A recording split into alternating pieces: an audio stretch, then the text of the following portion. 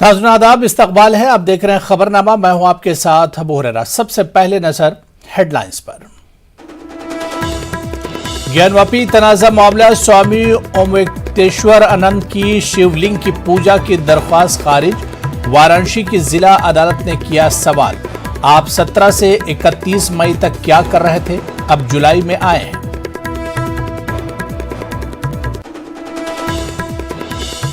नुपुर शर्मा की गिरफ्तारी के मुतालबे में शिद्दत। मुमरा में इमाम काउंसिल ने गिरफ्तारी न करने की सूरत में शदीद एहतजाज की दी धमकी। कई सियासी और मजहबी तंजीमें गिरफ्तारी की कर रही हैं मांग। कानपुर फसाद मामले में फॉरेंसिक टीम का फसाद ज़दा इलाकों का दौरा। नई सड़क और चंद्रेश्वर माथे का किया दौरा। टीम ने सबूतों को किया यकजा। मेडिकल कॉलेजों में 1456 सीटें खाली रहने के मामले में सुप्रीम कोर्ट ने किया नाराजगी का इजहार। मेडिकल काउंसिल ऑफ इंडिया और मरकज पर उठाए सवाल। अदालत ने आज ही हलफनामा दाखिल करने का दिया हुक्म।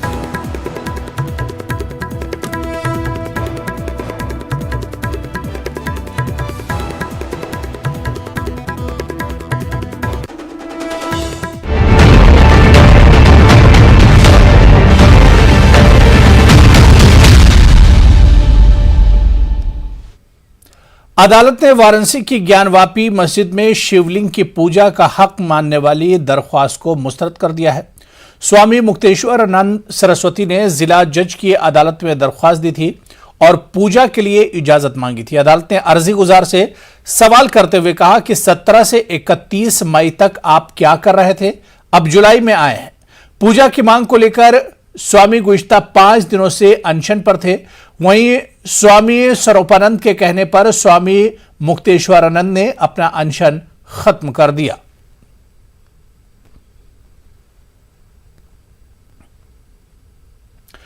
मुमरा में इमाम्स काउंसिल ने प्रेस कॉन्फ्रेंस करते हुए नुपुर शर्मा की गिरफ्तारी का मुतालबा किया है। काउंसिल का कहना है कि अगर नुपुर शर्मा को जल्द से जल्द गिरफ्तार करके महाराष्ट्र नहीं लाया गया तो मुमरा से थाने का कलेक्टर ऑफिस तक पैदल मार्च निकाला जाएगा और कलेक्ट्रेट का घेराव किया जाएगा। इमाम्स काउंसिल के सदर मुफ्ती बासित ने कहा कि मजहब और मजहबी रहनुमाओं पर तनकीदें करने का सिलसिला मुल्क में बढ़ता जा रहा है और इसके खिलाफ एक सख्त कानून बनना चाहिए।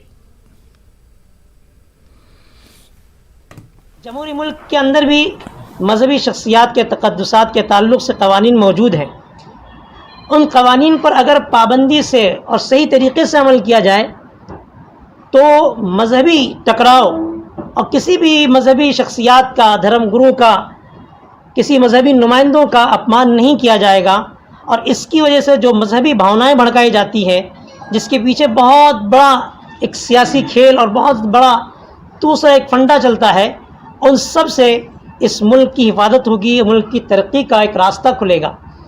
लेकिन अफसोस की बात यह है कि मजहबी शख्सियात के ताल्लुक़ से जो क़वानीन हमारे संविधान में मौजूद हैं उस पर अमल नहीं किया जाता है। और अगर अमल होता है तो वन साइड होता है कि हम तमाम NGOs को लेकर, तमाम पार्टीज़ को लेकर के यहाँ से लेकर के कलेक्टर ऑफिस तक का पैदल मार्च करेंगे लाखों की तादाद में इंशाअल्लाह। और जब तक कि उसके ख़िलाफ़ यकीनी कार्रवाई का सेंट्रल गवर्नमेंट से हमें आदेश नहीं मिलता है, उस वक्त तक के हम अपने धरने पे, एहतजाज पे बैठे रहेंगे। कानपुर फसाद मामले में गिरफ्तारियों का सिलसिला जारी है। एजेंसियां जांच पड़ताल में जुटी हुई। इसी सिलसिले की कड़ी के तौर पर फॉरेंसिक टीम कानपुर पहुंची। टीम ने फसाद ज़दा इलाकों का दौरा किया। टीम ने नई सड़क और चंद्रेश्वर हाथे का दौरा किया और यहां से सबूतों को इकट्ठा किया।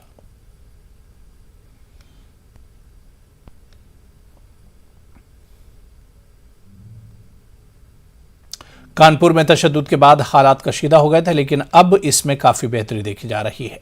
आम जिंदगी पटरी पर लौट आई है, लेकिन इस दौरान कुछ अखबारात में चंद्रेश्वर इलाके से लोगों के दूसरे मकामात पर शिफ्ट होने की खबरें शाये हुई हैं। हाथे में रहने वाले अफराद का कहना है कि यह खबर सरासर गलत है। यहां से कोई नहीं गया, सभी लोग मौजूद हैं। लेकिन मुझे लगता है पूरी तरह से भ्रामक समाचार, ये उसी प्रकार से भ्रामक समाचार है जैसे चुनाव से पहले कुछ लोगों ने ये बताना चालू किया था कि कुछ अधिकारी गुपचुप अखिलेश यादव से फ़ोन पर बात करके सेटिंग कर रहे हैं। चंद्रेश्वर हाथा तब पलायन नहीं किया जब जिहादियों की सरकारें हुआ करती थी। चंदेश्वर हाते के लोगों ने तब साहस के साथ सामना किया जब आतंकवादियों के समर्थक सरकारें होती थी। आज तो इस प्रदेश में एक ऐसी सरकार है जो न्यायप्रिय सरकार है और न्याय की बात जो कर रही है, दंगाइयों के खिलाफ कड़ी कार्रवाई हो रही है, चंद्रेश्वर हाते की सुरक्षा की सारी व्यवस्था कर रखी है, तो क्यों कोई पलायन करेगा? आखिर यहाँ चंद्रेश्वर हाते में पहली बार तो हमला हुआ नहीं है। सन 80 के बाद से लगातार 40 से भी अधिक बार यहाँ हमला हो चुका है। इस हाथे ने तब तक सम्मान किया, आसपास के बहुत से स्थान बिक गए, लेकिन चंद्रेश्वर हाथा आज भी वैसे इंटैक्ट खड़ा है। यहाँ के सारे लोग खड़े हैं और ये बिल्कुल भ्रामक समाचार है। मैं इसका खंडन करता हूँ। चंद्रेश्वर हाथे के लगभग सभी नौजवान यहाँ साथ में खड़े हैं, उनसे भी इसकी बात की जा सकती है। लेकिन निश्चित रूप से प्रशासन को तो इस बात की अब जानकारी हो गई, सारी बातें सामने आ रही, लेकिन हमारा ये मानना है कि समाज स्वयं भी सजग रहे और प्रशासन का सहयोग अगर मिलता है तो ऐसी कोई सुरक्षा की भावना नहीं है। हम लोग हिंदुस्तान में रह रहे हैं, ना पाकिस्तान में रह रहे हैं, ना अरब में रह रहे हैं, ना सीरिया में रह रहे हैं। भारत में स्थितियां बहुत अच्छी हैं। भारत में प्रत्येक नागरिक की सुरक्षा की बात भारत की सरकार भी करती है और उत्तर प्रदेश की सरकार तो इस समय नंबर 1 में सुरक्षा प्रदान करने में। कानपुर तशद्दुद केस में उत्तर प्रदेश कांग्रेस अक़लियती कमेटी के चेयरमैन ने कानपुर के पुलिस अफसरान से मुलाकात की। मीडिया से बात करते हुए कहा कि पुलिस एकतरफा कार्रवाई कर रही है। हालांकि कहा जा रहा है कि पोस्टर में दोनों तरफ के लोग शामिल हैं। उत्तर प्रदेश कांग्रेस अक़लियती कमेटी के चेयरमैन शाहनवाज आलम ने कहा कि इन्हें भी पोस्टर में शामिल किया जाए। अक़लियती कमेटी के चेयरमैन ने कहा कि अक़लियती बिरादरी को डराने, धमकाने और इनको मुजरिम बनाने की कोशिश की जा रही है। उत्तर प्रदेश कांग्रेस कमेटी अल्पसंख्यक के प्रदेश चेयरमैन शाहनवाज आलम हमारे साथ मौजूद हैं। आज वो कानपुर के दौरे पर हैं। दरअसल प्रियंका गांधी के निर्देश पर वो कानपुर में जो 3 जून को हिंसा हुई उस मामले पर यहाँ पर अधिकारियों से मुलाकात करने आए थे। अधिकारियों से मुलाकात की, उन्होंने क्या कहा ये उनसे बात करते हैं। शाहनवाज जी, क्या बातें हुई आपकी? एक तरफा कार्रवाई की बात हर जगह से उठ रही है, क्या एक तरफा कार्रवाई कैसी क्यों लग रही है एक तरफा? देखिए, 2-3 मसले हैं। एक तो पुलिस ने जिस तरह से कार्रवाई की, इंडिस्क्रिमिनेट गिरफ्तारियां हुई हैं। नाबालिग बच्चों के भी वीडियोस आप देख सकते हैं, उनको पकड़ा जा रहा है, पोस्टर्स भी जारी किए जा रहे हैं। हम लोगों ने ये बात की कि दूसरे पक्ष के भी बहुत सारे लोगों के मौजूदगी के या इस घटना में शामिल होने के एविडेंसेज हैं। आप उनके लोगों को अगर उसमें फ़ोटो में नहीं डालेंगे तो ये मैसेज जाएगा कि पुलिस एक तरफा कार्रवाई कर रही है। प्रशासन को इससे बचना चाहिए। कानपुर एक संवेदनशील जगह है, यहाँ के प्रशासन को संवेदनशीलता दिखानी होगी। शाहनवाज जी, आपको लगा कि एक तरफा कार्रवाई हो रही है? 54 लोग अब तक गिरफ्तार हुए, कुछ आपने देखा लिस्ट में कितने लोग गिरफ्तार हुए, कौन गिरफ्तार हुए? बिल्कुल, हम लोगों ने बहुत सारे लोगों से बातचीत भी की। हमारे जो महानगर अध्यक्ष हैं उनको बहुत सारे लोगों ने फ़ोन करके कहा कि उनके बच्चों को पकड़ा गया है। एक डर का माहौल व्याप्त है, मीडिया का दुरुपयोग किया जा रहा है। किसी ने अपराध किया है, पकड़िए, जेल ले जाइए, मुकदमा करिए, सजा होगा। ये बुलडोजर चलाने का कहाँ से एक चलन चल गया? ये तो अनकॉन्स्टिट्यूशनल है। शाहनवाज जी, आप भी कुछ फोटोग्राफ्स ले गए थे, कुछ वीडियो आपके पास थे क्या? मीडिया पे जो तस्वीरें चल रही हैं जिसपे पुलिस की मौजूदगी में लोग फोटो आप देख सकते हैं, पुलिस की मौजूदगी में लोग पत्थर चला रहे हैं। स्थानीय लोगों ने उनका नाम भी बताया हुआ है, ये कोई आकाश है, ये कोई गुप्ता जी है, ये तमाम लोगों का उसमें नाम आ रहा है। आप देखेंगे अगर वीडियो तो पुलिस भी वहाँ खड़ी है और लोग पत्थरबाजी कर रहे हैं। पुलिस अपना काम पूरा नहीं कर रही है। पुलिस का काम है पत्थरबाजों को रोकना। मेरा ये मानना है कि इसका पूरा मकसद अल्पसंख्यक समुदाय को डराना है, उनके विरोध करने के अधिकार को क्रिमिनलाइज करने की कोशिश की जा रही है। तो जिस तरह से आपने देखा कि साफ तौर से शाहनवाज आलम जी, जो कि उत्तर प्रदेश कांग्रेस कमेटी के प्रदेश चेयरमैन हैं, उनका कहना है कि कहीं ना कहीं एक तरफा कार्रवाई पूरी तरह से नजर आ रही है और अल्पसंख्यक समुदाय को डराने की कोशिश की जा रही है। कानपुर से संदीप सविता, न्यूज़ 18 उर्दू। मेडिकल कॉलेजों में 1456 सीटें खाली रहने के मामले में सुप्रीम कोर्ट ने सख्त नाराजगी का इजहार किया है। सुप्रीम कोर्ट ने मेडिकल काउंसिल ऑफ इंडिया और मरकज पर सवाल उठाए हैं। सुप्रीम कोर्ट ने कहा है कि आप तलबा के मुस्तकबिल के साथ नहीं खेल सकते। अदालत ने आज ही हलफनामा दाखिल करने को कहा है कि सीटें क्यों खाली थी और क्यों पुर नहीं की गई, ये बताया जाए। जुमेरात को इस मामले में अगली समाअत होगी।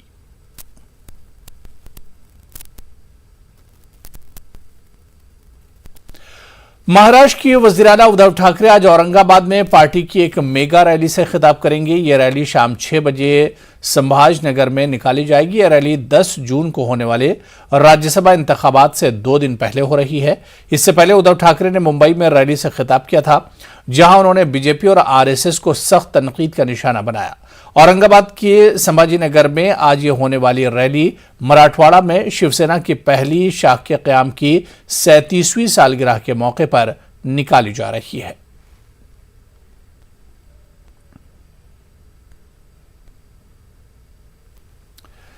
आगे बढ़ेंगे। आपकी ईएमआई महंगी होने वाली है। जी हां, आरबीआई ने मुसलसल दूसरे महीने रेपो रेट बढ़ाने का फैसला किया है। आरबीआई ने रेपो रेट को 4.40 से बढ़ाकर 4.90% कर दिया है। आरबीआई के गवर्नर शक्तिकांत दास ने यह ऐलान किया कि आरबीआई की मॉनेटरी पॉलिसी मीटिंग के बाद किया। आरबीआई के इस फैसले के बाद होम लोन से लेकर कार लोन और एजुकेशन लोन महंगा होना यकीनी है। दूसरी तरफ जिन्होंने पहले ही होम लोन लिया है उनकी ईएमआई मजीद महंगी हो जाएगी।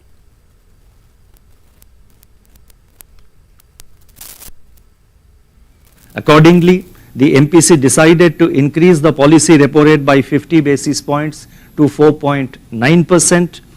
The MPC also decided to remain focused on withdrawal of accommodation to ensure that inflation remains within the target going forward while supporting growth.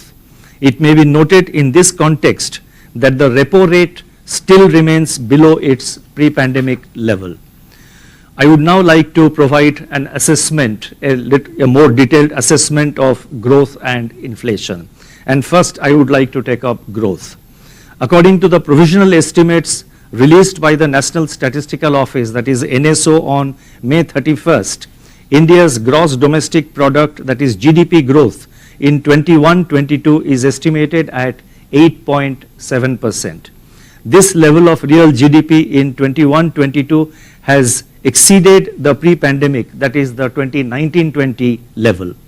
On the supply side, major categories also surpassed the 2019-20 level.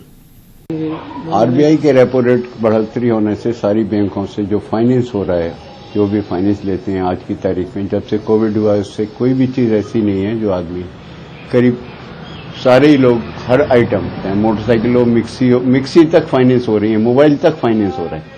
और जब finance का rate, repo rate बढ़ेगा तो इन सारी चीज़ों के financing पे असर पड़ेगा और फाइनेंस से जो आदमी लेके चलता है उसको रेट ऑफ इंटरेस्ट ज़्यादा हो जाता है। रेट ऑफ इंटरेस्ट ज़्यादा हो जाता है, हर चीज़ पे महंगाई वैसे ही कंट्रोल नहीं हो रही है। बैंकों की रेपो रेट बढ़ने से फाइनेंस के रेट बढ़ेंगे। जब फाइनेंस के रेट बढ़ेंगे तो महंगाई का एक अतिरिक्त बोझ आदमी के ऊपर पड़ेगा जो कि बिल्कुल असहनीय होगा। और बैंकों को 0.5% आपने रेपो रेट बढ़ाया आरबीआई ने, तो उससे जो फाइनेंसिंग का रेट है उस पर डिफरेंस पड़ेगा, बहुत ज़्यादा अंतर आएगा और ये आदमी की एक तरह से इनडायरेक्ट वे में कमर तोड़ने की बात है। उससे दिक्कत तो आएगी भाई, हर आदमी लोन लेता है, उसके बगैर काम नहीं चलेगा। वैसे ही कोरोना से आदमी परेशान है और आगे परेशानी और ज़्यादा इससे बढ़ेगी। हम तो ये कहते हैं रेट कम होना चाहिए, पहले सही था, बढ़ाने से आम आदमी को परेशानी आएगी। अब महंगाई तो पहले से ही बढ़ी हुई है और इस तरह से लोन पर रेट बढ़ाएंगे तो फिर और समस्या ये आगे आएगी, क्योंकि। और अब आइए सीधे आपको लिए चलते हैं मरकजी काबीना की मीटिंग के बाद इस वक्त प्रेस कॉन्फ्रेंस हो रही है, इसी प्रेस कॉन्फ्रेंस में लिए चलते हैं।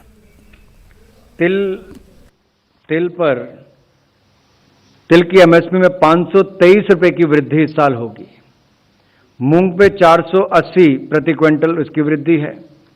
सूरजमुखी बीज पर 385 रुपए प्रति क्विंटल और रामतिल पर 357, तो कपास मध्यम रेशा पर 354 रुपए, सोयाबीन पर जो सोयाबीन पीला पर 350 रुपए की वृद्धि होगी और तूर पर 300 रुपए की वृद्धि है। उड़द पर 300 रुपया, मूंगफली पर 300 रुपया, ज्वार हाइब्रिड पर 232 रुपये, ज्वार मालदंडी पर 232 रुपये, रागी पर 201 रुपया, धान पर 100 रुपया, धान सामान्य पर 100 रुपया और धान ग्रेड ए पर 100 रुपया, बाजरा पर 100 रुपया और मक्का पर 92 रुपये। अगर आप इसको तुलना के रूप में देखेंगे तो 2014-15 से पहले मात्र गिनी चुनी खरीफ फसलों पर खरीद होती थी, शायद 1-2 के ऊपर। लेकिन बड़ा बदलाव मोदी जी की सरकार आने के बाद हुआ कि बाकी फसलों को भी इसमें जोड़ा गया और किसानों की आय भी बढ़ी। हालांकि कृषि के बजट में भी जो बढ़ोतरी हुई वो आप सबके सामने है कि कैसे उसमें हजारों करोड़ रुपए की वृद्धि हुई। आज से कुछ साल पहले 2013-14 में जहां मात्र 21,000 करोड़ रुपया इसका बजट होता था, वो बढ़कर 1,26,000 करोड़ रुपया हुआ है। ये अपने आप में दिखाता है कि कितना बड़ा बदलाव इसमें हुआ है। और अगर मैं इसको थोड़ा सा आपको विस्तार में और बताऊं, ये जब हम 1.5 गुना की बात करते हैं, मैं उस पर भी आऊंगा, लेकिन उत्पादन लागत में परसेंटेज वाइज अगर मैं आपको बताऊं तो तिल में 50%, मूंग पर 50%, सूरजमुखी बीज पर 56%, राम तिल पर 50%, कपास मध्यम रेशा पर 50%, सोयाबीन पर 53%, तूर पर 60%, उड़द पर 59%, मूंगफली पर 51%, जवार हाइब्रिड पर 50% और रागी पर 50%, धान पर 50%, बाजरा पर 85% और मक्का पर 50%। तो 50% से ऊपर ही सारे हैं। लेकिन कुल मिलाकर अगर देखा जाए तो 8 फसलों में तो कम से कम 1.5 गुना है ही। जो बाकी 6 फसलें हैं उनमें जैसे बाजरा पर 1.85 टाइम्स है, 1.85 गुना है, तूर पर 1.6 गुना है, उड़द पर 1.6 गुना है, सनफ्लावर पर 1.56 गुना है, सोयाबीन पर 1.53 गुना है। तो कुल मिलाकर इस पे लगातार इसको बढ़ावा देने का काम किया, किसानों की आय भी बढ़ी और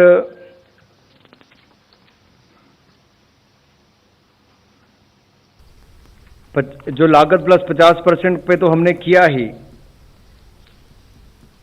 इससे अगर आप पहले की सरकारों की तुलना में देखेंगे, पहले कम खेती होती थी, न्यूनतम खरीद होती थी, उच्च आयात निर्भरता होती थी और अत्यधिक उपभोक्ता मूल्य था। अब यूपीएससी के तीनों टॉपर ने न्यूज 18 से खास बातचीत की। न्यूज 18 से बातचीत में उन्होंने कहा कि लड़कियां आज हर मैदान में आगे बढ़ रही हैं, लड़कियां किसी से कम नहीं, हर मैदान में लड़कियां लड़कों से कदम मिलाकर चल रही हैं। इन टॉपर्स ने सरपरस्तों से अपील की है कि बच्चियों को आगे बढ़ाने दें, जो इनके ख्वाब हैं उनको पूरा करने दें। 3 ऐसी महिलाएं हैं जो कि यूपीएससी टॉपर हैं और तीनों एक साथ हैं, ये सबसे बड़ी बात है। और महिला सशक्तिकरण पर हम इन महिला शक्ति से ही बात करेंगे। सबसे पहले शुरुआत करेंगे श्रुति से। श्रुति, यूपीएससी आपने टॉप किया, सबसे पहले तो मैं ये जानना चाहूंगी कि इतनी बड़ी उपलब्धि के बाद क्या लग रहा है? बस खुशी हो रही है, अपने माता पिता के चेहरे पर खुशी देखकर, आसपास लोगों के चेहरे पर खुशी देखकर बहुत खुशी हो रही है। साथ साथ में गर्व भी हो रहा है कि किसी तरह हम देश के अपने आसपास के लोगों की सेवा कर पाए। बिल्कुल, लोगों की सेवा कर पाए, इसीलिए आपने शायद यूपीएससी चुना। और अब चूंकि आपने टॉप किया है, उसके बाद एक अलग सी चैलेंज हो जाता है, एक बड़ी जिम्मेदारी आ जाती है। तो किस तरीके से देखते हैं आप इसे? मैं बस यही चाहूंगी कि जो भी जिम्मेदारियां मुझे दी जाएं, अपने भरपूर तरीके से मैं उसका निर्वहन कर पाऊं और यही मेरी कोशिश रहेगी और इसी पर मैं चलना चाहूंगी। बिल्कुल, आप बताइए, आपको क्या लग रहा है, आप क्या सोचती हैं? जी यही कि खुशी बहुत ज़्यादा है, पेरेंट्स भी काफ़ी सेटिस्फाइड हैं, बट आई थिंक कि जब आप इस तरह की परीक्षा में आगे बढ़ते हैं तो आपके ऊपर एक रिस्पॉन्सिबिलिटी भी रहती है, बिकॉज काफ़ी सारे लोग आपसे प्रेरित हो रहे हैं और इससे गर्व की बात कुछ नहीं हो सकती है। और तो मैं यही चाहूँगी कि जिस भी फील्ड में हम आगे जाएं, हम जेन्युइनली कुछ और अच्छा अचीव करके दिखाएं, ताकि देश के लिए जिस मोटिव से हम लोग यहाँ आए थे उसको पूरा करें। एंड आई होप कि आगे भी हम अच्छा काम करते रहें और लोगों को प्रेरित करते रहें। बिल्कुल, लोगों को प्रेरित करते रहें। और बहुत सारी लड़कियां हैं जो आप ही की तरह यूपीएससी में बैठती हैं, सोचती हैं कि हम करेंगे। उन लोगों के लिए क्या एक मोटिवेशन किस तरीके से?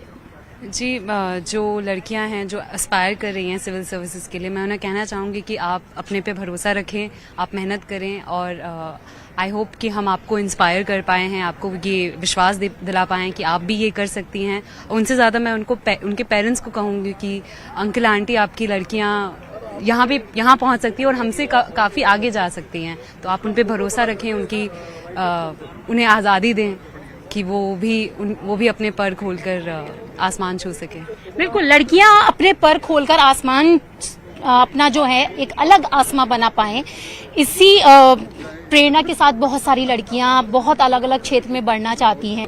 प्रशासन के जो क्षेत्र में वहां पर लड़कियां आगे बढ़ रही हैं और नहीं सिर्फ प्रशासन, खेल में और बाकी हम राजनीति में देखते हैं, हर तरह लड़कियां आगे बढ़ रही हैं। और ये इस वजह से भी है, जैसे अंकिता ने बोला कि धीरे धीरे जो परिवार वाले हैं वो जैसे जैसे उनको वो प्लेटफॉर्म देंगे, सपोर्ट करेंगे, तो और भी लड़कियां हमें हर क्षेत्र में दिखेंगी। पर अभी वही कुछ कदम है और बहुत और कदम लेने बाकी। बिल्कुल, तो आपने देखा देखा हमारे साथ तीनों यूपीएससी टॉपर हैं और जिनका कहना है कि लड़कियों को एक नया आसमान छूने की जो अब कवायद आगे बढ़ चुकी है उसमें ये तो प्रेरणा बनेगी ही साथ उनके पेरेंट्स से भी उनका यही कहना है कि बेटियों को आगे बढ़ने के लिए प्रेरित करते रहे। कैमरा पर्सन मुनमुन के साथ रचना, न्यूज़ 18 दिल्ली।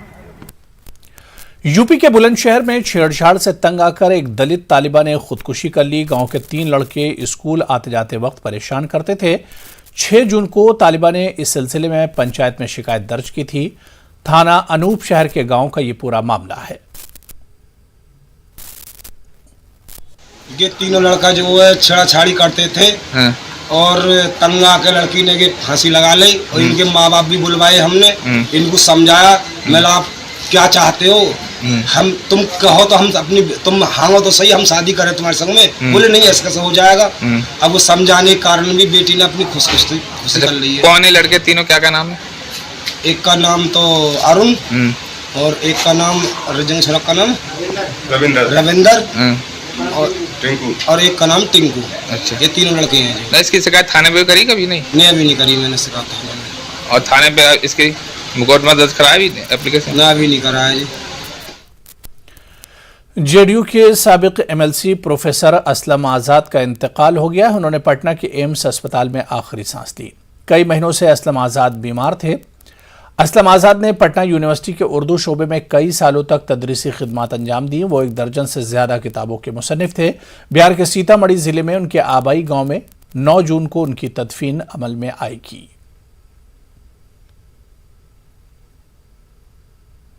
उधर अजमेर के मारूफ शायर मन्नान राही का इंतकाल हो गया। मन्नान राही हिंदी उर्दू के अजीम शायर थे और गंगा जमनी तहजीब के अलमबरदार थे। इनके शागिर्दों और मद्दाहों की लंबी फहरिस्त है। मन्नान राही के इंतकाल से अजमेर का अदबी हल्का सोगवार है। इल्म की गुफ्तगू हो जाए, शेर व शायरी हो, गज़ल हो, मनक़बत नात हो, आपका कोई सानी नहीं है उसके अंदर। बहुत बड़ा नुकसान है उर्दू शायरी को। और खैर हम शागिर्दों को तो आप छोड़ के चले गए। हम तो बहुत ही ज़्यादा, हमारे तो एक शजर थे वो जिसकी छाँव में हम लोग बैठ के सीखा करते थे कुछ। तो बहुत बड़ा दुख हुआ है तमाम लोगों को और बड़ा नुकसान हुआ है उर्दू शायरी को, हमारे उस्ताद का इस तरह से चला जाना।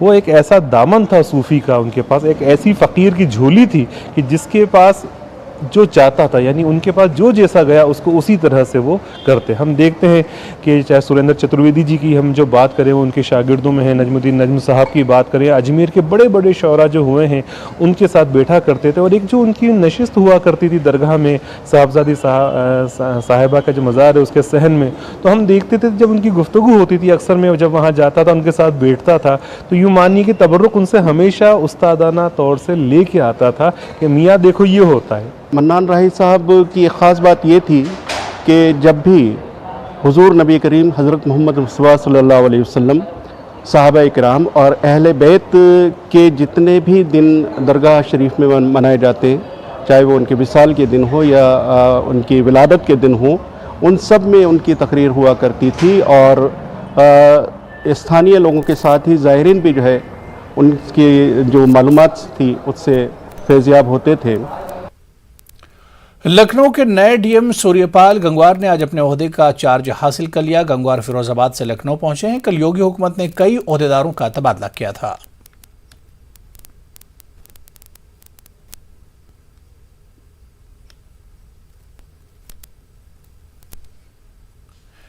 शराबबंदी को लेकर उमा भारती एक बार फिर सरगर्म हो गई। उमा भारती भोपाल के होशंगाबाद रोड पर शराब की दुकान के बाहर कुर्सी लगाकर बैठ गई। उन्होंने कहा कि अगर शराबबंदी नहीं की गई तो नतीजे बहुत खतरनाक होंगे।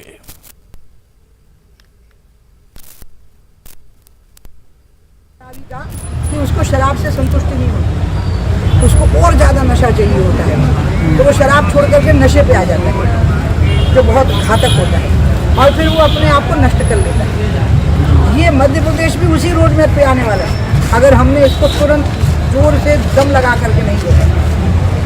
इसमें एक साथ कई चीज़ें संकट में हैं, खाली महिलाएं संकट में नहीं हैं, घरों में बच्चे संकट में हैं, लड़कियां संकट में हैं, पढ़ नहीं पाएंगी क्योंकि बाप शराब।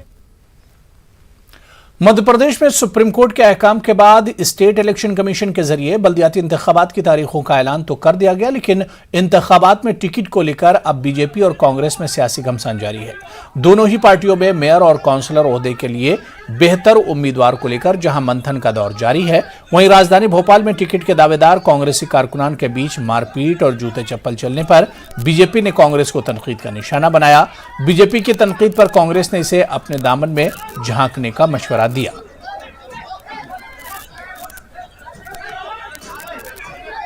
भारतीय जनता पार्टी के इलेक्शन को लेकर जो प्रक्रिया है वो खुद निर्धारित करेगी, उससे हमारा कोई ताल्लुक नहीं है।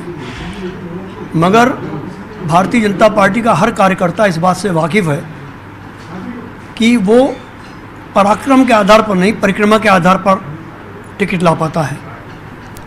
और उन्हें मालूम है, महापौर प्रत्याशियों को, कि भोपाल में कुछ नहीं होना है तो सब अपने अपने आकार